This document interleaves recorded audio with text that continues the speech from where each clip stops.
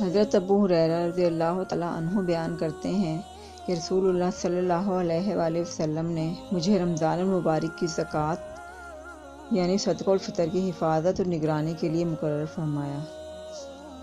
چنانچہ میں اس کی حفاظت و نگرانی کر رہا تھا کہ ایک رات میرے پاس کوئی آنے والا آیا اور دونوں ہاتھوں سے غلہ لینے لگا۔ میں نے اس کو پکڑا اور کہا کہ میں تجھے ضرور رسول اللہ صلی اللہ علیہ وآلہ وسلم کے پاس لے جاؤں گا۔ اس نے کہا، میں محتاج ہوں، میرے ذمے بال بچوں کا بوجھ ہے اور مجھے سخت ضرورت ہے، یعنی غربت اور تنگی نے مجھے چوری کرنے پر ابھارا ہے۔ حضرت ابو ہریرہ رضی اللہ تعالیٰ عنہ کہتے ہیں کہ میں نے اس کو چھوڑ دیا۔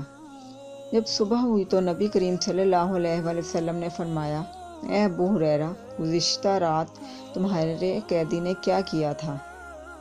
میں نے عرض کیا، یا رسول اللہ، اس نے سخت ضرورت اور بال بچوں کے بوجھ کا شکوہ کیا تو مجھے اس پر ترس آیا اور میں نے اس کو چھوڑ دیا۔ حضرت صلی اللہ علیہ وآلہ وسلم نے فرمایا، آگاہ رہو، اس نے تمہارے سامنے جھوٹ بولا، وہ دوبارہ آئے گا۔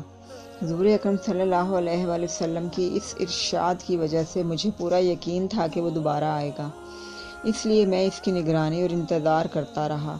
چنانچہ وہ آیا اور دونوں ہاتھوں سے غلہ لینے لگا۔ میں نے اس کو پکڑا اور کہا، میں تجھے ضرور رسول اللہ صلی اللہ علیہ وآلہ وسلم کے پاس لے جاؤں گا۔ اس نے کہا، مجھے چھوڑ دو، میں محتاج ہوں، مجھ پر بال بچوں کا بوجھ ہے، آئندہ میں نہیں آؤں گا۔ حضرت ابو ہریرہ رضی اللہ تعالیٰ عنہ کہتے ہیں کہ مجھے اس پر ترس آیا، چنانچہ میں نے اس کو چھوڑ دیا۔ جب صبح ہوئی تو رسول اللہ صلی اللہ علیہ وآلہ وسلم نے مجھ سے فرمایا، اے ابو ہریرہ، تمہارے قیدی نے کیا کیا؟ میں نے عرض کیا، یا رسول اللہ، اس نے سخت ضرورت اور بال بچوں کا شکوہ کیا تو مجھے اس پر ترس آیا اور میں نے اس کو چھوڑ دیا۔ حضرت صلی اللہ علیہ وآلہ وسلم نے فرمایا، آگاہ رہو، اس نے تمہارے سامنے جھوٹ بولا، وہ پھر آئے گا۔ حضور اکرم صلی اللہ علیہ وآلہ وسلم کے اس ارشاد کی وجہ سے مجھے پورا یقین تھا کہ وہ پھر سے آئے گا، چنانچہ میں اس کی نگرانی اور انتظار کرتا رہا۔ وہ پھر سے آیا اور دونوں ہاتھوں سے اپنے برتن میں غلہ بھرنے لگا۔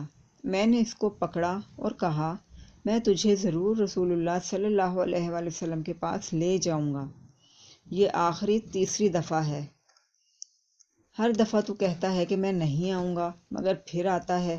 اس نے کہا، مجھے چھوڑ دو، میں تمہیں چند کلمات سکھاتا ہوں جن کی وجہ سے اللہ تعالیٰ تمہیں نفع پہنچائیں گے۔ جب تم بستر پر لیٹو تو پوری آیت الکرسی پڑھ لیا کرو، اللہ کی طرف سے ایک محافظ برابر تمہاری حفاظت کرتا رہے گا اور صبح تک شیطان تمہارے قریب نہیں آئے گا۔ میں نے اس کو چھوڑ دیا۔ جب صبح ہوئی تو حضرت صلی اللہ علیہ وآلہ وسلم نے مجھ سے فرمایا، تمہارے قیدی نے کیا کیا؟ میں نے عرض کیا کہ اس نے مجھے چند کلمات سکھائے جن کی وجہ سے اللہ تعالیٰ مجھے نفع دیں گے، اس لیے میں نے اس کو چھوڑ دیا۔